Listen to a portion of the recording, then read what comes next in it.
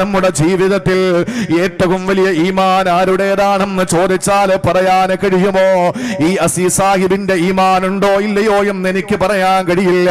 എനിക്ക് ഈമാൻ ഉണ്ടോ ഇല്ലയോ എന്ന് ആദരണീയനായ പാങ്ങോട് ഉസ്താദിന് പറയാൻ കഴിയില്ല. ഉസ്താദിന് ഈമാൻ ഉണ്ടോ ഇല്ലേ എന്ന് പറയാൻ എനിക്ക് കഴിയില്ല.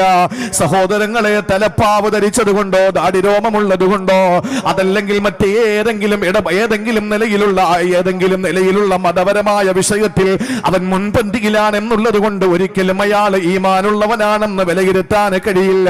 പക്ഷേ ഏറ്റവും നല്ല ഈമാൻ തിരിച്ചറിയാനുള്ള അടയാള 1400 വർഷങ്ങൾക്ക് മുമ്പ് ലോകത്തിന്റെ നായകൻ നമ്മെ പഠിപ്പിക്കുകയാ. എന്താണെന്നറിയോ? അക്മലുൽ മുഅ്മിനീന ഈമാനാ, ഈമാനാൽ മുഅ്മിനീങ്ങളിൽ സമ്പൂർണമായവൻ ആരെന്നറിയോ? ഏറ്റവും നല്ല സമ്പൂർണമായ വിശ്വാസം അവന്റെ ഹൃദയത്തിന്റെ ഉള്ളറകളിൽ പ്രതിഷ്ഠിച്ചവൻ ആരെന്നറിയോ? അല്ലാഹുവിന്റെ റസൂൽ പറയുന്നു, നിസ്കാരക്കാരനല്ല, നോമ്പുകാരനല്ല, അഹ്സനുഹും ഖുലുഖാ, ഏറ്റവും നല്ല സ്വഭാവമുള്ളവന് തന്നെയാ, ഏറ്റവും നല്ല സ്വഭാവമുള്ളവനാണ്. അല്ലാഹുവിന്റെ റസൂല പറയുന്നത്, ഈമാനിൽ ഏറ്റവും സമ്പൂർണമായവൻ, ഏറ്റവും വലിയ ഈമാനുള്ള ആള് ഈമാനെ ചുരുങ്ങുകയും വർദ്ധിക്കുകയും ചെയ്യുമല്ലോ. എന്നാൽ ഏറ്റവും നല്ല ഈമാനുള്ളത് ആർക്കെന്നറിയോ? ഏറ്റവും നല്ല മെച്ചപ്പെട്ട സ്വഭാവമുള്ളവനാണ് എന്ന് അല്ലാഹുവിന്റെ ഹബീബ് സല്ലല്ലാഹു അലൈഹി വസല്ലമ തങ്ങൾ പഠിപ്പിക്കുകയാ. അതുകൊണ്ട് പ്രിയപ്പെട്ടവരെ, നമ്മുടെ ഈമാനിന്റെ സുരക്ഷിതത്വത്തിന്, നമ്മുടെ ഈമാനിന്റെ പ്രൊട്ടക്ഷന് വേണ്ടിയിട്ട് അല്ലാഹു നമ്മുടെ മുന്നിൽ വെച്ച ഡിമാൻഡ് എന്തെന്നറിയോ? അത് നീ നിന്റെ സ്വഭാവത്തെ നന്നാക്കല, അത് നിന്റെ സ്വഭാവത്തെ നന്നാക്കല. അതുകൊണ്ടല്ലേ അല്ലാഹുവിന്റെ റസൂൽ സല്ലല്ലാഹു അലൈഹി വസല്ലം തങ്ങൾ പറഞ്ഞത്, ഞാനാണ് ഖൽഖിനെ പടച്ചത്, അതുകൊണ്ട് തന്നെ ഞാനാണ് അവനെ പടച്ചത്. ഖൽഖ് എന്റെ ഭാഗത്ത് നിന്നാ ഉണ്ടായത്, അതുകൊണ്ട് ഖുലുഖ് നിങ്ങളുടെ ഭാഗത്ത് നിന്നുണ്ടാകണം. അല്ലാഹു നിങ്ങളുടെ ഖൽഖിലേക്കല്ല നോക്കുന്ന, ഖുലുഖിലേക്കാ. അതുകൊണ്ടാണ് പറഞ്ഞത്, ഇന്നല്ലാഹ ലാ യൻളുറു ഇലാ അജ്സാബികും വലാ ഇലാ സുവരികും വലാകിൻ യൻളുറു ഇലാ ഖുലൂബികും. നിങ്ങളുടെ രൂപലാവണ്യങ്ങളിലേക്കും വേഷഭൂഷാദികളിലേക്കും ആകാര സൗഷ്ഠവങ്ങളിലേക്കും വാക്സാമർത്ഥ്യത്തിലേക്കും ഒന്നുമല്ല അല്ലാഹു നോക്കുന്നത്. എവിടെയാണെന്നറിയോ? നിങ്ങളുടെ സ്വഭാവത്തിലേക്കാണ് അല്ലാഹു നോക്കുക. അതുകൊണ്ടാ റസൂലുള്ളാഹി പറഞ്ഞത്, അക്മലുൽ മുഅ്മിനീന ഈമാനാ, ഏറ്റവും സമ്പൂർണമായ ഈമാൻ ആരുടേതെന്നറിയോ? അഹ്സനുഹും ഖുലുഖാ, നല്ല സ്വഭാവമുള്ളവനാണ്. നല്ല സ്വഭാവമുള്ളവന്റെ ഈമാൻ സമ്പൂർണമാണ് എന്ന് നബി മുഹമ്മദ് മുസ്തഫ സല്ലല്ലാഹു അലൈഹി വസല്ലം. ഇത് നോക്ക്, ഈമാന്റെ വിഷയമാണെങ്കിൽ ഇനി ഞാൻ നിങ്ങളോട് പറയുന്നത്, ഒരാളെ ഈ നാട്ടില് വിലയും നിലയും ഉണ്ടാകണമെങ്കിൽ, ചില ആളുകൾ എത്ര കോടിക്കണക്കിന് രൂപ ചെലവാക്കിയാലും ആളുകളുടെ ഇടയിൽ ഒരു വില ഉണ്ടാവൂല, ആളുകളുടെ ഇടയിൽ ഒരു വിലയും ഉണ്ടാവൂല. ഇപ്പൊ നമ്മുടെ കസേര തികയാതെ വരുമെന്നാണല്ലോ തോന്നുന്നത്. ശരി. ഇപ്പൊ കല്യാണത്തിന്റെ അന്ന് നമ്മളെ പ്രതീക്ഷിച്ച് ആഹാരം ഉണ്ടാക്കി തലേ ദിവസം, കല്യാണത്തിന്റെ അന്ന് വരാതെ തലേ ദിവസം വരുമ്പോ പുതിയണ്ണിന്റെ വാപ്പാടെ അവസ്ഥ പോലെയാണ് അസീസാക്കാടെ അവസ്ഥ. ഇപ്പം ആഹാരം തികയോ, കസേര തികയോ, ആകെ ഒരു അപ്രാളമാണ്. ഇൻഷാ അല്ലാഹ്. പ്രിയമുള്ള സഹോദരങ്ങളെ, ഒരാളെ അള്ളാഹു അങ്ങ് ഇഷ്ടപ്പെട്ടാൽ, നമ്മുടെ നാട്ടില് ചില ആളുകളൊക്കെ ഉണ്ട്, പണം കൊടുത്തിട്ട് പദവി വാങ്ങാറുണ്ട്. പണം കൊടുത്തിട്ട് കിട്ടുന്നതാണോ പദവി? അത് ആളുകൾ തരേണ്ടതല്ലേ? നമുക്ക് നമ്മുടെ നാട്ടില് എത്ര വലിയ സർക്കസ് കാണിച്ചാലും സമ്മാനം വാങ്ങണമെങ്കിൽ താഴെ ഇറങ്ങണം, അല്ലേ? എത്ര റിങ്ങിൽ ഓടിയാലും ചാടിയാലും സമ്മാനം വാങ്ങണമെങ്കിൽ താഴെ വരണം. എന്ന് പറഞ്ഞാൽ എവിടെ ഏത് ലോകത്ത് പോയാലും നമ്മളെ മാർക്കിടേണ്ടത് നമ്മുടെ നാട്ടില് വിലയുണ്ടാകണം. നമ്മുടെ നാട്ടിൽ നമുക്കൊരു വിലയുണ്ടാകണം, സമൂഹത്തിൽ ഒരു വിലയുണ്ടാകണം. ആ സമൂഹത്തിൽ വില കാശ് കൊടുത്താൽ കിട്ടൂല. കാശ് കൊടുത്താൽ കിട്ടുന്നതല്ല സമൂഹത്തിലെ ഉന്നതമായ വില. അത് കിട്ടണമെങ്കിൽ എന്താ വേണ്ടെന്നറിയോ? അള്ളാഹു ഇഷ്ടപ്പെടണം നമ്മളെ. അള്ളാഹ് ഇഷ്ടപ്പെട്ടാൽ ജിബ്രീലിനെ വിളിച്ചിട്ട് അള്ളാഹു പറയുമത്രേ, ജിബ്രീൽ, കൊല്ലം ജില്ലയിലെ ഇന്നയാളിനെ ഞാൻ ഇഷ്ടപ്പെടുകയാണ്, അതുകൊണ്ട് നീയും ഇഷ്ടപ്പെടണം ജിബ്രീൽ. അത് കേട്ട ഉടനെ ജിബ്രീൽ ഇഷ്ടപ്പെടുക മാത്രമല്ല, മലായിക്കത്തുകളെ വിളിച്ചിട്ട് പറയുകയാണ്, ഓ മലായിക്കത്തുകളെ, ഇന്നയാളിനെ അള്ളാഹു ഇഷ്ടപ്പെടുകയാണ്. ഇന്നല്ലാഹ അഹബ്ബ ഫുലാ, അള്ളാഹു ഇന്നയാളെ ഇഷ്ടപ്പെടുകയാണ്. ഫൗഹിബ്ബുഹു, ഞാനും ഇഷ്ടപ്പെടുന്നുണ്ട്, അതുകൊണ്ട് ഫഹിബ്ബു, നിങ്ങളും ഇഷ്ടപ്പെടണം അയാളെ. ആ സന്ദർഭത്തിൽ മലായിക്കത്തുകളും അള്ളാഹുവിന്റെ ഇഷ്ടം കാരണം, ജിബ്രീൽ ഇഷ്ടപ്പെട്ടത് കാരണം മലായിക്കത്തുകളും ഇഷ്ടപ്പെടുകയാ. അങ്ങനെ മലായിക്കത്തുകളും അങ്ങ് ഇഷ്ടപ്പെട്ട് കഴിഞ്ഞാൽ ഭൂമിയിൽ ആ മനുഷ്യനൊരു വിലയുണ്ടാകും, ഒരു സ്ഥാനമുണ്ടാകും, ആ മനുഷ്യന് നല്ല സ്ഥാനമാനങ്ങൾ ഉണ്ടാകുമെന്ന് ആരംഭപ്പൂവായ ഹബീബ് നബി മുഹമ്മദ് മുസ്തഫ. എന്നാൽ ഒരാളോട് അല്ലാഹുവിന് വെറുപ്പുണ്ടായാലോ, ഈ കൊട്ടിയത്തുള്ള സിത്താരയിലുള്ള ഒരാളോട് പടച്ചവന് വെറുപ്പാണ്, ദേഷ്യമാണ്, പകയാണ് എന്നിരിക്കട്ടെ. എന്നാൽ സംഭവിക്കുന്നത് എന്തെന്നറിയോ? അള്ളാഹു ജിബ്രീലിനെ വിളിക്കുകയാണ്, ജിബ്രീലേ, ഇന്നയാളോട് എനിക്ക് വെറുപ്പാണ്, അതുകൊണ്ട് നീയും വെറുക്കണം ജിബ്രീൽ. ജിബ്രീൽ വെറുക്കുക മാത്രമല്ല, ആ ജിബ്രീലിന്റെ നിർദ്ദേശപ്രകാരം അള്ളാഹുവിന്റെ മാലാകമാര് മുഴുവനും വെറുക്കുകയാ. മലായിക്കത്തുകൾ മുഴുവനും വെറുത്താൽ സഹോദരങ്ങളെ, റസൂലുള്ളാഹി തങ്ങളെ പറയുകയാണ്, ലാ യൂളഉൽ ഖബൂ, നാട്ടിലൊരു വിലയും ഉണ്ടാവുകയില്ല, വട്ടപൂജ്യമാണ് അവന് നാട്ടില്.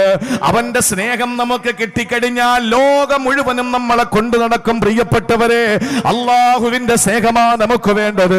പടച്ച തമ്പുരാന്റെ സ്നേഹം നമുക്ക് കിട്ടിക്കഴിഞ്ഞാൽ ലോകം മുഴുവനും നമ്മളെ ആദരിക്കുന്നതാ. അല്ലാതെ പണം കൊടുത്തു വാങ്ങാനുള്ളതല്ല പ്രശസ്തി, പണം കൊടുത്തു വാങ്ങാനുള്ളതല്ല പദവി, അംഗീകാരം ജനങ്ങൾക്ക് കാശ് കൊടുത്തു വാങ്ങാനുള്ളതല്ല. അത് അള്ളാഹു ഇഷ്ടപ്പെടുന്ന അടിമയ്ക്ക് കൊടുക്കുന്ന വരദാനമായി, സമ്മാനമായി കൊടുക്കുന്നതാ. എന്നാൽ പടച്ചവന്റെ സ്നേഹം നേടാൻ അല്ലാഹുവിന്റെ റസൂൽ പറഞ്ഞ മാർഗം എന്തെന്നറിയോ?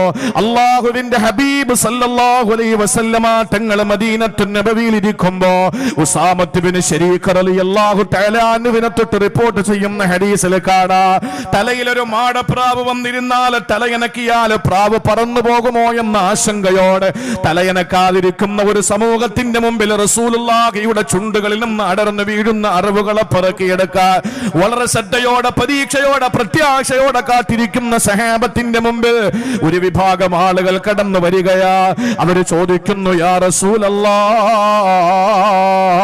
അല്ലാഹുവിന്റെ ഹബീബേ, മൻ അഹബ്ബു ഇബാദില്ലാഹി ഇലല്ലാഹ്, അല്ലാഹുവിനടുക്കൽ ഏറ്റവും സ്വീകാര്യമായ പടച്ചവന് ഏറ്റവും ഇഷ്ടമുള്ള ദാസന്മാരാരാ? അല്ലാഹുവിന് ഏറ്റവും ഇഷ്ടപ്പെട്ട ദാസന്മാരാരാ? ഇത് മഹാനായ ഉസാമത്ത് ബിൻ ശരീഖ് തങ്ങളിൽ നിന്ന് റിപ്പോർട്ട് ചെയ്യുന്ന ഹദീസാണ്. ആ സമയത്ത് റസൂലുള്ളാഹിയുടെ ചുണ്ടുകൾ ചലിക്കുകയാ. മഹാനായ സഹാബി പറയുകയാണ്, ഞങ്ങൾ സാഗോദം കേൾക്കുകയാ. അള്ളാഹുവിന് ഇഷ്ടപ്പെട്ടത് ആരെ പറ്റിയാ? ആരോടാണ് പടച്ചവന്റെ സ്നേഹമുള്ളതെന്നറിയോ? അല്ലാഹുവിന്റെ റസൂൽ പറയുന്നു, ഖാല അഹ്സനുഹും ഖുലുഖാ, ഏറ്റവും നല്ല സൽസ്വഭാവികളാരോ അവരോടാണ് പടച്ചവന് സ്നേഹമുള്ളതെന്ന് അല്ലാഹുവിന്റെ ഹബീബ് നബി മുഹമ്മദ് മുസ്തഫ സല്ലല്ലാഹു അലൈഹി വസല്ലമ തങ്ങൾ പറഞ്ഞുവെങ്കിൽ എന്റെ പ്രിയപ്പെട്ടവരെ, അള്ളാഹുവിന്റെ ദാസന്മാരിൽ ഏറ്റവും ഇഷ്ടപ്പെട്ട വിഭാഗം, അവൻ ഇഷ്ടപ്പെടുന്നത് ഏറ്റവും നല്ല സൽസ്വഭാവികളാണെങ്കിൽ അടിവരയിട്ട് കേട്ടോ പ്രിയപ്പെട്ട മുസ്ലിമേ, അള്ളാഹുവിന്റെ സ്നേഹം നമുക്ക് വേണോ? അവന്റെ ഇഷ്ടം നമുക്ക് വേണോ? അതുവഴി സമൂഹം മുഴുവനും നമ്മളെ ഉയർച്ചയിൽ നിന്ന് ഉയർച്ചയിലേക്ക് കൊണ്ടെത്തിക്കാൻ, ആളുകൾ അംഗീകരിക്കാൻ, ആളുകൾ പദവി തരാൻ, ആളുകൾ നമ്മളെ പൂവിട്ട് ആദരിക്കാൻ വേണ്ടിയിട്ട് നമ്മൾ ചെയ്യേണ്ടത് ഒരേ ഒരു കാര്യമാ, അഹ്സനുഹും ഖുലുഖാ, ഏറ്റവും നല്ല സ്വഭാവമാണ് എന്ന് നബി മുഹമ്മദ് മുസ്തഫ. അപ്പൊ ചില ആളുകൾ പറയും, വേണ്ട, എനിക്കും എന്റെ പടച്ചോനെ മാത്രം തീരുമാനിച്ചാൽ മതി. അത് നടക്കൂല, അത് ദുനിയാവിന് നടക്കൂല. എനിക്കും എന്റെ പടച്ചവനും ഇടയിൽ ഞാനും എന്റെ റബ്ബും തമ്മിലായിക്കോളാം. നാട്ടുകാർ ഇഷ്ടപ്പെട്ടാൽ എന്ത്, ഇല്ലെങ്കിൽ എന്ത്, എന്റെ പടച്ചോ നോക്കിക്കോളും. പറ്റില്ല, പറ്റില്ല. എന്തുകൊണ്ടെന്നാൽ മയ്യത്ത് കൊണ്ടുപോകുന്ന അവസരത്തിൽ അള്ളാന്റെ റസൂലിന്റെ മുന്നിൽ വെച്ചിട്ടാണ് ഒരു വിഭാഗം സഹാബാക്കൾ ആ മയ്യത്തിനെ പറ്റി നല്ലത് പറഞ്ഞത്. ആ സമയത്ത് നബിതങ്ങൾ പറഞ്ഞു, ദഖലൽ ജന്ന, അല്ല വജബത്, അതൊക്കെ സ്വർഗ്ഗ നിർബന്ധമാണ്. ഒരു മയ്യത്ത് കൊണ്ടുപോകുമ്പോ മോശമായ വർത്തമാനം പറഞ്ഞു. ആ സമയത്ത് നബിതങ്ങൾ പറഞ്ഞത് വജബത്ത്, അവന് നരകം നിർബന്ധമാണ് എന്നാണ്. നല്ലത് പറയാൻ ഒരു സമൂഹം ഉണ്ടാകണം. ഇന്ന് ജുമഅയ്ക്ക് എന്റെ അഭിവന്യനായ ജനറൽ സെക്രട്ടറി യൂസുഫ് സാർ എന്ന പേരിൽ അറിയപ്പെടുന്ന 20-25 വർഷക്കാലം തിരുവനന്തപുരം സെൻട്രൽ ജുമാ മസ്ജിദിന്റെ സെക്രട്ടറി ആയിരുന്ന ഒരു വലിയ മനുഷ്യന്റെ മയ്യത്ത് ജുമാ നിസ്കാരത്തിന് ശേഷം ഖബറടക്കിയിട്ടാണ് ഞാൻ ഈ പരിപാടിക്ക് വേണ്ടി ഇറങ്ങിയത്. സഹോദരങ്ങളെ, ഇത്രയും നല്ലൊരു മനുഷ്യനെ ഞാൻ എന്റെ ജീവിതത്തിൽ യാത്രകളിൽ പലരെയും കണ്ടിട്ടുണ്ട് എങ്കിൽ പോലും ഇത്രയും നല്ല ഒരു അദബുള്ള, മറ്റുള്ളവരോട് വിനയത്തോടുകൂടി സൽസ്വഭാവത്തോടുകൂടി ഇടപെട്ടിരുന്ന ഒരാളെ ഞാൻ കണ്ടിട്ടില്ല. അതേ സെക്രട്ടറി ആയിട്ടിരിക്കുമ്പോ ഉസ്താദുമാർക്ക് ശമ്പളം കൊടുക്കുന്നത്, നിങ്ങൾ പറയും അതുകൊണ്ടാണ് അങ്ങനെ പറയുന്നത്. അല്ല, ഞാൻ ശമ്പളം വാങ്ങുന്നതൊക്കെ ഇത്തിരി താമസിച്ചിട്ടാ. അവിടെയുള്ള മുഅല്ലിമീങ്ങൾക്ക്, അവിടെയുള്ള ഉസ്താദുമാർക്ക് ശമ്പളം കൊടുക്കുന്നത് കൃത്യം 30-ാം തീയതി കൊടുക്കും. എന്താണെന്നറിയോ?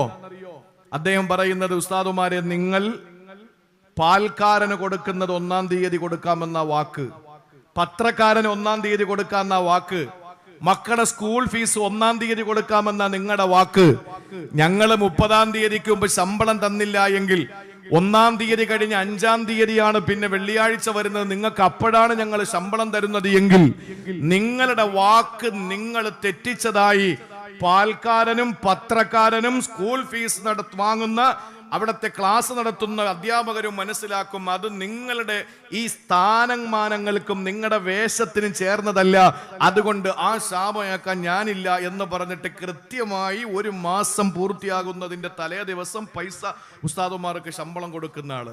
ഇത്രയും കൃത്യത വരുത്തുന്ന ഒരാൾ വേറെ ആരാ ഉള്ളത്? മാത്രമല്ല, അദ്ദേഹം പള്ളിയുടെ കാര്യത്തിന് എവിടെയെങ്കിലും ഒന്ന് പോയാൽ, ഏതെങ്കിലും വീട്ടിലേക്ക് ഒന്ന് കയറിയാൽ, ആ സഹോദരൻ വരുന്നു എന്നറിയുമ്പോൾ തന്നെ പള്ളിക്ക് ആവശ്യമായത് എണ്ണി തിട്ടപ്പെടുത്തി 50,000 എങ്കിൽ 50,000, 10,000 എങ്കിൽ 10,000 ആളുകൾ തയ്യാറാക്കി അദ്ദേഹത്തിന് കൊടുക്കാൻ, ഇങ്ങോട്ടങ്ങ് കൊടുക്കാൻ. ഇത്രയും സന്തോഷത്തോടു കൂടി ഒരു മനുഷ്യനെ സമീപിച്ചതായിട്ട് എനിക്ക് ഓർമ്മയില്ല. ആ മനുഷ്യൻ, ഞാൻ പറയുമ്പോൾ നിങ്ങൾക്കതൊരു അത്ഭുതമായി തോന്നിയേക്കാം, 1200-ലധികം ഡയാലിസിസ് കഴിഞ്ഞു. 1200-ലധികം ഡയാലിസിസ് കഴിഞ്ഞിരിക്കുന്നു. ഡയാലിസിസ് അദ്ദേഹം 1200-ലധികമായിരിക്കുന്നു. അദ്ദേഹത്തിന്റെ ബന്ധുക്കൾക്കും വിഷമമാണ്, പള്ളിയിലെ ആളുകൾക്കും വിഷമമാണ്, ഞങ്ങൾക്കൊക്കെ വിഷമമാണ് അദ്ദേഹത്തിന് ഡയാലിസിസ് ചെയ്യുന്നത്. പക്ഷേ ഡയാലിസിസ് സെന്ററിലെ ജീവനക്കാരായ അവിടുത്തെ നഴ്സുമാർക്ക് വളരെ സന്തോഷമാണ് ഇദ്ദേഹത്തിന് ഡയാലിസിസ് ചെയ്യാൻ. എന്താണെന്നറിയോ? പോകുമ്പോൾ ഒരു ഫ്ലാസ്ക് നിറച്ച് ചായ ഇട്ട് ഒരു കവറിൽ നിറച്ച് എണ്ണ പലഹാരങ്ങളുമായിട്ടാണ് പോകുന്നത്. മൂപ്പര് വരുന്നത് അവർക്കൊരു ഉത്സവത്തിന്റെ പ്രതീതിയാ എന്ന് പറഞ്ഞാൽ അത്രയും നല്ലൊരു സ്വഭാവമുള്ളൊരു മനുഷ്യന്റെ മയ്യത്ത് ഇന്ന് മണ്ണേറ്റുവാങ്ങി. നമുക്ക് നാട്ടില് വിലയുണ്ടാവുക എന്ന് പറഞ്ഞാൽ അള്ളാഹു തരുന്ന ഇഷ്ടത്തിന്റെ പേരിലാ കിട്ടുക. ചില ആളുകൾക്ക് ആരും മൈൻഡ് ചെയ്യൂല, അത് ആരുടെയും കുറ്റമല്ല. നമ്മൾ ചോദിക്കാറുണ്ട്, സമൂഹത്തിന് എന്തു പറ്റി, എന്നെ അംഗീകരിക്കാത്തത് എന്തു പറ്റി, എന്നെ എന്തുകൊണ്ട് അവർ അംഗീകരിക്കുന്നില്ല, എന്തുകൊണ്ട് എനിക്ക് വില കൽപ്പിക്കുന്നില്ല? ആ വില കൽപ്പിക്കേണ്ടത് പൊന്നുമോനെ നാട്ടുകാരല്ല, സർവാധിനാഥനായ സർവഗുണ സമ്പൂർണനായ സർവേശ്വരനായ പടച്ച തമ്പുരാൻ നിനക്ക് വിലയിട്ടാൽ, നിനക്ക് അവൻ മാർക്കിട്ടാൽ മാത്രമാണ് ജനങ്ങൾ മാർക്കിടുക. ആ പടച്ചവന്റെ സ്നേഹം നിനക്ക് കിട്ടണമെങ്കിൽ അള്ളാന്റെ ഹബീബിന്റെ മുന്നിൽ വന്ന് അള്ളാഹുവിന് ഏറ്റവും ഇഷ്ടപ്പെട്ട ആളുകൾ ആരെന്ന് ചോദിച്ചപ്പോൾ അഹ്സനുഹും ഖുലുഖാ, ഏറ്റവും നല്ല സ്വഭാവികളായ സൽസ്വഭാവികളായ ആളുകളോടാണ് അള്ളാഹുവിന് ഏറെ ഇഷ്ടമെന്ന് പഠിപ്പിച്ചതും ആദരവായ നബി മുഹമ്മദ് മുസ്തഫ. മറക്കരുത്, ഒന്ന് ഈമാനാണ് എങ്കിൽ, രണ്ടാമത്തേത് പടച്ചവന്റെ സ്നേഹമാണ് എങ്കിൽ, പ്രിയപ്പെട്ട സഹോദരങ്ങളെ, നമ്മൾ മരണപ്പെട്ടു പോയാൽ നാളെ പരലോകത്തേക്ക് ചെല്ലുമ്പോൾ നമ്മുടെ നന്മ തിന്മകൾ തൂക്കുന്ന ഒരു തുലാസ് നമ്മുടെ മുന്നിൽ ഉണ്ടാകും, സംശയമില്ലല്ലോ. ആ തുലാസിന്റെ പേര് മീസാൻ. ഒരു മനുഷ്യന്റെ ജീവിതത്തിന്റെ എല്ലാം നന്മകളും അല്ലാഹു എടുത്തു ഒരു തുലാസിന്റെ തട്ടിൽ വെക്കുകയാ. എന്നിട്ട് അവൻ ജീവിതത്തിൽ ചെയ്ത ദുഷ്കർമ്മങ്ങളെല്ലാം ഒരു തട്ടിലും വെക്കുമ്പോ, സഹോദരങ്ങളെ, നന്മയുടെ തുലാസിന് ഭാരം തൂങ്ങിയാലാണ് അവന് വിജയിക്കുക. നന്മയുടെ തട്ട് താഴണം. നമ്മൾ കരുതുന്നത് എന്താ, എപ്പോഴും നമ്മൾ പൊങ്ങിയിരുന്നാലേ വിജയിക്കൂ എന്ന അല്ല. ചില ഘട്ടങ്ങളിൽ നമ്മളങ്ങ് താഴ്ന്നാലാ വിജയിക്കുക. അതെപ്പോഴാ? മീസാൻ എന്ന തുലാസിലും നന്മയുടെ തട്ടങ്ങ് താന്നു പോണം, എങ്കിലേ നമ്മൾ വിജയിക്കൂ. എപ്പോഴും മുന്നോട്ട് വയ്ക്കുന്ന കാലല്ല വിജയിക്കുന്നത്. നമ്മൾ കരുതാറുണ്ട് മുന്നോട്ട് എപ്പോഴും നമ്മുടെ കാല് നിന്നാലേ നമ്മൾ വിജയിക്കൂ. അല്ല, ചില സമയങ്ങളിൽ കാല് പിന്നോട്ടാകുമ്പോഴാണ് വിജയിക്കുക. അതെപ്പോഴാ?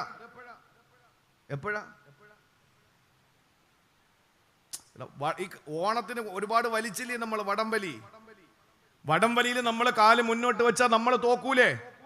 നമ്മുടെ കാല് പിന്നോട്ട് വെച്ചാലേ നമുക്ക് വിജയിക്കാൻ കഴിയും. 10,001 രൂപയും ട്രോഫിയും കിട്ടിയില്ലേ കഴിഞ്ഞ ഓണത്തിന്? ഇല്ലേ? ആ വടംവലിയിൽ നമ്മുടെ കാല് പിന്നോട്ട് വെക്കുമ്പോഴാ നമുക്ക് 1ാം മാർക്ക് കിട്ടുക. എന്റെ സഹോദരങ്ങളെ, നമ്മൾ ചില സമയങ്ങളിൽ താഴ്ന്നു കൊടുക്കുമ്പോഴാ നമുക്ക് വിജയം ഉണ്ടാവുക.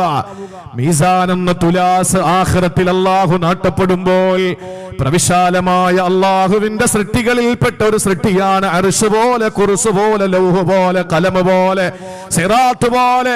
മീസാൻ എന്ന് പറയുന്ന പ്രവിശാലമായ മനുഷ്യന് പറയാൻ പറ്റാത്തൊരു പ്രഭാഷകന് പ്രസംഗിച്ച് തീർക്കാൻ പറ്റാത്ത, മനുഷ്യന് എഴുതി തീർക്കാൻ പറ്റാത്ത അത്ഭുതകരമായ സൃഷ്ടിപ്പേ മീസാൻ.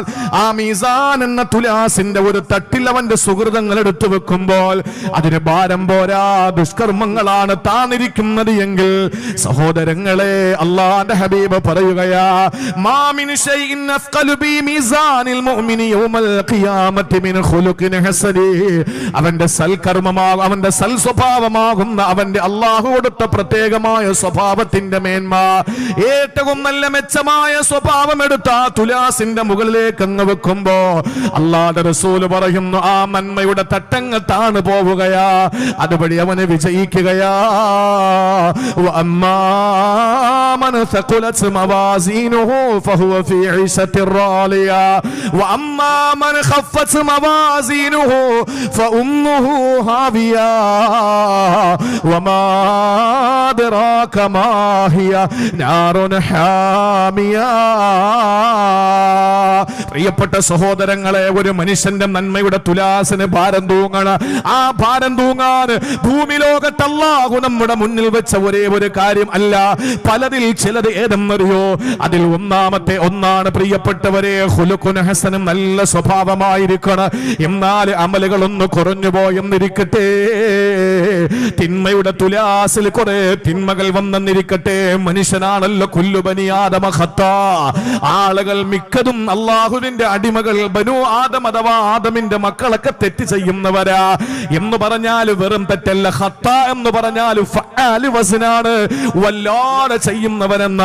അതുകൊണ്ട് കുല്ലു ബനി ആദമ ഖത്താ. അല്ലാഹുവിന്റെ റസൂൽ പറയുന്നു, ആദമിന്റെ മക്കൾ വല്ലാതെ തെറ്റ് ചെയ്യുന്നവരാ. എന്നാൽ ആ തെറ്റ് ചെയ്തു പോകുന്ന ഓരോരുത്തരുടെയും തുലാസിലെ തിന്മയുടെ തട്ട് ഭാരം തൂങ്ങി അവനെ അല്ലാഹുവിന്റെ നരകത്തിലേക്ക് വലിച്ചെറിയപ്പെടുന്ന ഘട്ടം വരുമ്പോ അവന്റെ നന്മയുടെ തുലാസിൽ അല്ലാഹു റബ്ബുൽ ഇസ്സത്ത് ഭാരം തൂക്കാൻ വെക്കുന്നത് എന്തെന്നറിയോ? നിന്റെ ഹജ്ജല്ല, നിന്റെ ഉംറയല്ല, നിന്റെ നിസ്കാരമല്ല, നിന്റെ മറ്റുള്ള അമലുകളൊന്നുമല്ല. പിന്നെ ഏതാ? നീ നിന്റെ സഹോദരന്റെ മുഖത്ത് നോക്കിയിട്ട് പുഞ്ചിരിച്ച സൽ സ്വഭാവമുണ്ടല്ലോ, ഒരു സഹോദരന്റെ കൈ പിടിച്ചിട്ട് നീ കൊടുത്ത ഷേക്ക് ഹാൻഡ് ഉണ്ടല്ലോ, ഒരു മുസാഫഹത്തുണ്ടല്ലോ, സ്നേഹത്തോടെ നിന്റെ പ്രിയപ്പെട്ടവനെ വാരി പുണർന്ന മുആനക്കയുണ്ടല്ലോ, എന്ത് പറഞ്ഞാല് പുഞ്ചിരിക്കുന്ന വദനത്തോടെ അവനെ സമീപിച്ച രീതിയുണ്ടല്ലോ. ആ ഖുലുഖുൻ ഹസൻ കൊണ്ട് നിനക്ക് സ്വർഗത്തിൽ രക്ഷപ്പെടാൻ, ആ പരലോകത്ത് രക്ഷപ്പെട്ട് സ്വർഗത്തിലേക്ക് കടന്നു പോകാൻ കഴിയുമെന്ന് ഇന്നേ വരെ തമാശയ്ക്ക് പോലെ കളവ് പറയാത്ത മുഖ്ബിറെ സാദിഖ് നബി മുഹമ്മദ് മുസ്തഫ. അപ്പൊ ഈമാൻ സലാമത്തായി, അള്ളാന്റെ ഇഷ്ടം കിട്ടി, മീസാന്റെ അളവും കഴിഞ്ഞു, തൂക്കവും കഴിഞ്ഞു. ഇനി എന്താ വേണ്ടത്? സ്വർഗത്തിൽ പോകണം. ഇനി സ്വർഗത്തിൽ പോകണം. ആ സ്വർഗത്തിൽ പോകണമെങ്കിൽ എന്തു വേണം? ഒരു കൊട്ട നോമ്പ്, ഒരു വലിയ ലോറി നിറച്ച് സക്കാത്ത്, ഒരു വലിയ കണ്ടെയ്നർ നിറച്ച് നിസ്കാരം, ഇതൊക്കെ കൊണ്ടങ്ങ് രക്ഷപ്പെടുമെന്നാണോ? അങ്ങനെ രക്ഷപ്പെടൂലെന്നാ ഉമർ റളിയല്ലാഹു അൻഹുവിന്റെ ചരിത്രത്തെ ഉദ്ധരിച്ചുകൊണ്ട് ഞാൻ ആമുഖം പറഞ്ഞത്. അങ്ങനെയൊന്നും രക്ഷപ്പെടാൻ കഴിയില്ല. അവന് രക്ഷപ്പെടാൻ കഴിയണമെങ്കിൽ സ്വർഗത്തിൽ അല്ലാഹുവിന്റെ സുഖലോലുപ സ്വർഗത്തിൽ അവന് കടക്കാൻ കഴിയണമെങ്കിൽ അല്ലാഹുവിന്റെ റസൂൽ പറഞ്ഞു, അക്സറു മാ യുദ്ഖിലുൽ ജന്നത ബിതഖ്വല്ലാഹി വഹുസ്നുൽ ഖുൽഖ്. തഖ്വ കഴിഞ്ഞാൽ അല്ലാഹുവിന്റെ സ്വർഗത്തിൽ ഒരു മനുഷ്യനെ പ്രവേശിപ്പിക്കുന്നതിൽ ഏറ്റവും പ്രധാനപ്പെട്ട ഘടകം അത് സൽ സ്വഭാവമാണ്. സ്വർഗത്തിൽ അങ്ങ് കടക്കുക എന്ന് മാത്രമല്ല, നമുക്ക് സ്വർഗത്തിലും കയറിയാ മതിയോ? പറ്റൂല. അങ്ങനെയല്ല. സ്വർഗത്തിൽ എവിടെയെങ്കിലും ഒരു ചെറിയ സീറ്റ് കിട്ടണമെന്ന് ആഗ്രഹിക്കുന്നവരാണോ നമ്മൾ? അതിനാണോ നമ്മൾ ജീവിക്കേണ്ടത്? ആ സ്വർഗത്തിന്റെ ഏതെങ്കിലും ഒരു കോണിൽ ഒരു ചെറിയ ഇരിപ്പിടം കിട്ടാൻ മാത്രമാണോ നമ്മൾ ഈ കഷ്ടപ്പെടുന്നത്? അല്ല, അത് നമുക്ക് നേടാൻ പറ്റുമല്ലോ എന്നുള്ളത് മറ്റൊരു കാര്യം. നിങ്ങൾ ചോദിക്കുന്നെങ്കിൽ അള്ളാന്റെ റസൂല് പറഞ്ഞു ഫസ്അലൂഹുൽ ഫിർദൗസ്, നിങ്ങൾ ജന്നാത്തുൽ ഫിർദൗസ് എന്നെ ചോദിക്കണം. അത് അഅ്ലൽ ജന്നയാണ്, ഏറ്റവും മുകളിലത്തെ സ്വർഗമാണ്. സ്വർഗത്തിനും 100 തട്ടുണ്ടെന്നാണ്, 100 മർത്തബ, 100 പദവി. ആ 100ാമത്തെ പദവി ജന്നാത്തുൽ ഫിർദൗസ് ആണ്. വഫൗഖഹു അർശുർ റഹ്മാൻ, അതിന്റെ തൊട്ടുമുകളിലാണ് പടച്ചവന്റെ അർശുള്ളത്. വമിൻഹാ തഫജ്ജറ അൻഹാറുൽ ജന്ന, ആ ഫിർദൗസിൽ നിന്നാണ് മറ്റ് സ്വർഗത്തിലേക്കുള്ള ജലസേചന പദ്ധതികൾ അള്ളാഹു സംവിധാനിച്ചിട്ടുള്ളത്. സ്വർഗം മറ്റ് സ്വർഗത്തിലേക്കുള്ള മുഴുവൻ വാട്ടർ സപ്ലൈയും അള്ളാഹു കൊടുക്കുന്ന ഫിർദൗസിൽ നിന്നാ. ആ ഫിർദൗസ് മാത്രമാണ് നിങ്ങൾ ചോദിക്കേണ്ടത്. ചോദിക്കുന്നെങ്കിൽ നമുക്ക് ഇങ്ങേ അറ്റം കിട്ടിയാ പോരാ, ഏറ്റവും മുകളിൽ തന്നെ വേണം. അല്ലാതെ സ്വർഗം കിട്ടി എവിടെയെങ്കിലും ഒന്ന് കയറി അപ്പുറത്ത് കടന്ന് എങ്ങനെയും ഓടി അപ്പുറത്തെത്തി, നമ്മൾ ഏതെങ്കിലും സമ്മേളനത്തിന് പോണാണോ ഒരു ചെറിയ പേപ്പർ കിട്ടിയിട്ട് എവിടെയെങ്കിലും ഇരുന്ന് കേൾക്കാൻ? നമ്മൾ ഈ കഷ്ടപ്പെടുന്ന സഹാബത്ത് പറഞ്ഞെന്താ? നബിയേ സല്ലല്ലാഹു അലൈഹി വസല്ലം അള്ളാന്റെ ഹബീബിനോട് പറയുന്നു, ഞാൻ മരിച്ചുപോയി, നിങ്ങളും മരിച്ചുപോയാൽ ഞാൻ നരകത്തിലാണെങ്കിൽ അബദൻ ഒരിക്കലും നിങ്ങളെ കാണാൻ പറ്റൂലല്ലോ. ഇനി ഞാൻ സ്വർഗത്തിലാണെങ്കിൽ തന്നെ അങ്ങ് റഫീഖുൽ അലൈലാ, ഞാൻ അടിത്തട്ടിലാകുമല്ലോ റസൂലേ, എനിക്കങ്ങയെ കാണാതിരിക്കാൻ നിവർത്തിയില്ല. ഇവിടെ ഏത് യാത്ര കഴിഞ്ഞാലും ഓടി ഞാൻ നിങ്ങളുടെ മുന്നിൽ വന്ന് കാണാറുണ്ടല്ലോ. പക്ഷെ സ്വർഗത്തിൽ പോയാൽ ഇനി ഞാൻ സ്വർഗത്തിൽ ആണെങ്കിൽ പോലും ഇങ്ങ് താഴെ തട്ടിലാകുമല്ലോ, അങ്ങ് റഫീഖുൽ അലൈലല്ലേ. അതാണ് പ്രിയപ്പെട്ടവരെ അഅ്ലൽ ജന്ന, സ്വർഗത്തിന്റെ ഏറ്റവും മുകളിലത്തെ തട്ടാണ്, 100ാമത്തെ പദവിയാണ്. അല്ലാഹുവിന്റെ റസൂൽ പരിചയപ്പെടുത്തിയ ഫിർദൗസെങ്കിൽ ഹബീബായ നബി തങ്ങൾ പറഞ്ഞതെന്തെന്നറിയോ? ഞാനിതാ ജാമ്യം നിൽക്കുകയാണ്, ഞാൻ എഗ്രിമെന്റ് ചെയ്യുകയാണ്. അഷ്റഫുൽ ഖൽഖ് എഗ്രിമെന്റ് ചെയ്താൽ നമ്മുടെ നാട്ടിലുള്ള ഏതെങ്കിലുമൊക്കെ കള്ളന്മാർ എഗ്രിമെന്റ് ചെയ്യും പോലെയല്ല, അള്ളാന്റെ റസൂൽ എഗ്രിമെന്റ് ചെയ്യുകയാ. അവന് അള്ളാന്റെ ഹബീബ് പറയുകയാണ്, അനസഈമും, ഞാൻ വാഗ്ദാനം ചെയ്യുകയാണ്, ഞാൻ ജാമ്യം നിൽക്കുകയാണ്, ഞാൻ എഗ്രിമെന്റ് ചെയ്യുകയാണ്. ബിബൈതിൻ ഫീ അഅ്ലൽ ജന്ന, സ്വർഗത്തിന്റെ ഏറ്റവും മുകളിലത്തെ സ്വർഗം ഞാൻ ഒരാൾക്ക് കൊടുക്കാമെന്ന്. എന്ന് പറഞ്ഞാൽ സ്വർഗമെന്ന് പറഞ്ഞാൽ വീടെന്നല്ലോ അർത്ഥം. സ്വർഗമെന്ന് പറഞ്ഞാൽ തോട്ടമെന്നാണ്, ഒരു വലിയ തോട്ടമാണ് സ്വർഗമെന്ന് പറഞ്ഞാൽ. അതിൽ വീട് വേറെയാ വെക്കേണ്ടത്. അതുകൊണ്ടാണ് അവിടെ നിന്ന് പറഞ്ഞത്, അനസഈമുൻ, ഞാനിതാ ജാമ്യം നിൽക്കുകയാണ്, ഞാനിതാ ഉറപ്പ് തരികയാണ്, എഗ്രിമെന്റ് ചെയ്യുകയാണ്. ബിബൈതിൻ ഫീ അഅ്ലൽ ജന്ന, സ്വർഗത്തിന്റെ അഅ്ലാ മർത്തബയിൽ ഏറ്റവും മുകളിലത്തെ പദവിയിൽ, സ്വർഗത്തിന്റെ ഏറ്റവും മുകളിലത്തെ തട്ടിൽ ഞാനൊരു വീട് കൊടുക്കാമെന്ന് വാഗ്ദാനം ചെയ്യുകയാ. ആർക്കും അറിയോ? ലിമൻ ഹസ്സന ഖുലുഖഹു, സൽസ്വഭാവിയായ മനുഷ്യനെ ഞാൻ കൊടുത്തോളാ സ്വർഗത്തിന്റെ ഏറ്റവും മുകളിലത്തിൽ ഒരു വീട് എന്ന് ഹബീബായ നബി മുഹമ്മദ് മുസ്തഫ. അതുകൊണ്ട് സ്വർഗത്തിൽ പോയാൽ മാത്രം പോരാ, സ്വർഗത്തിൽ കിട്ടുന്നെങ്കിൽ അങ്ങ് അറ്റം തന്നെ വേണം നമുക്ക്. അല്ലാതെ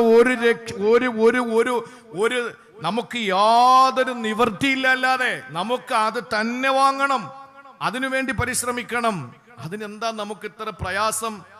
നമ്മൾ സ്വഭാവം ഒന്ന് നന്നാക്കുക, അത്രേ ഉള്ളൂ. അത് എളുപ്പമാണ് എന്നാരും കരുതണ്ട.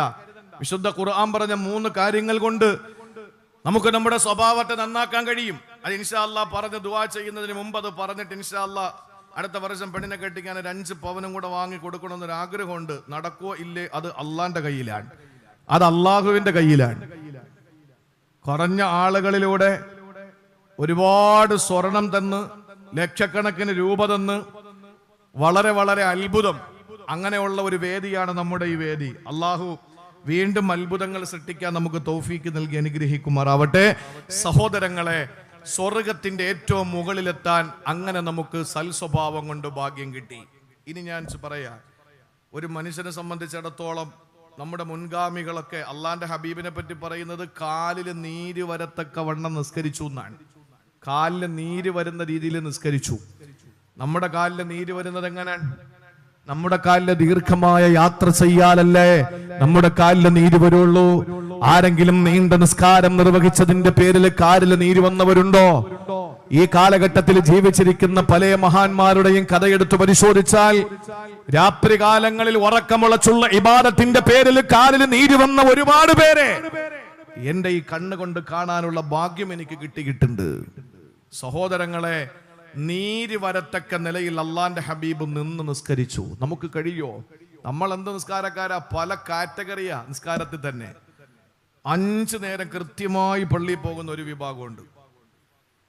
5 നേരം പള്ളിയിൽ കൃത്യമായി പോകുന്ന ഒരു വിഭാഗം. അള്ളാഹു ആ വിഭാഗത്തിൽ നമ്മളെ ഉൾപ്പെടുത്തട്ടെ. അള്ളാഹു നമ്മളെ ആ വിഭാഗത്തിൽ ഉൾപ്പെടുത്തട്ടെ. ഇനി ഇച്ചിരി ക്വാളിറ്റി മർത്തബ കൂടിയ ആൾക്കാരുണ്ട്. അവര് 2 വഖത്തിനെ പോകും, മഗ്രിബും ഇശായും. സുബഹി ളുഹറും ഇല്ല, അസറും ഇല്ല, മഗ്രിബും ഇശായും ഉറപ്പാണ്. കാരണം ഈ മഗ്രിബ് ഇശായിനിടയിലാണ് 1 മണിക്കൂർ 20 മിനിറ്റും കിട്ടുന്നത്. നന്നായിട്ട് ഫസാദ് പറയാൻ പറ്റിയ സമയമാണ്. ബാക്കി ഏത് വക്കത്ത് കഴിഞ്ഞാലും തിരിച്ച് വീട്ടിൽ പോകണം. രാവിലെ സുബഹി കഴിഞ്ഞാൽ വീട്ടിൽ പോകണം, ചായ കുടിക്കണം. ഉച്ചയ്ക്ക് ലോറ് കരിച്ചാൽ വീട്ടിൽ പോകണം, ചാപ്പാടിക്കണം. അസർ കഴിഞ്ഞ് വീട്ടിൽ പോകണം, ചായ കുടിക്കണം.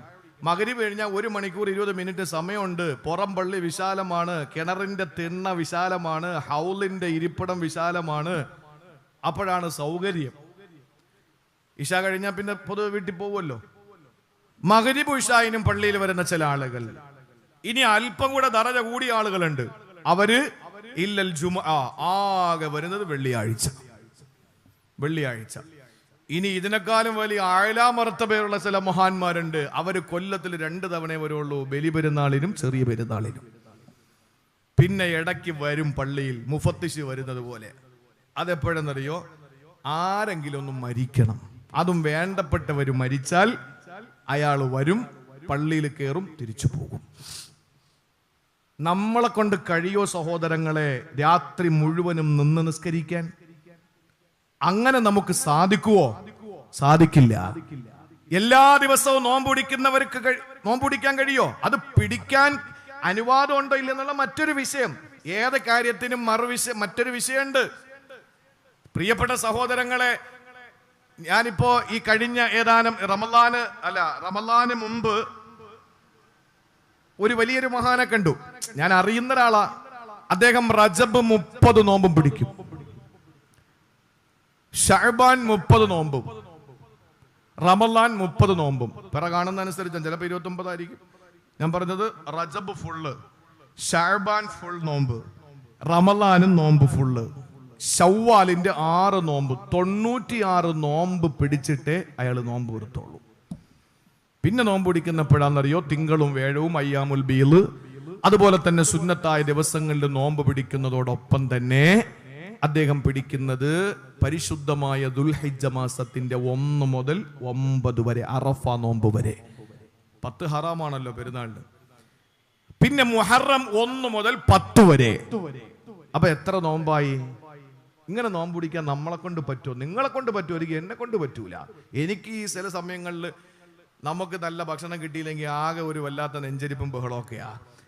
സഹോദരങ്ങളെ, നോമ്പ് പിടിക്കാനും നിസ്കരിക്കാനും ഒക്കെ ഉള്ള ഭാഗ്യം അള്ളാഹു കൊടുക്കാന്ന് പറഞ്ഞാൽ അത് എല്ലാവർക്കും കിട്ടൂല.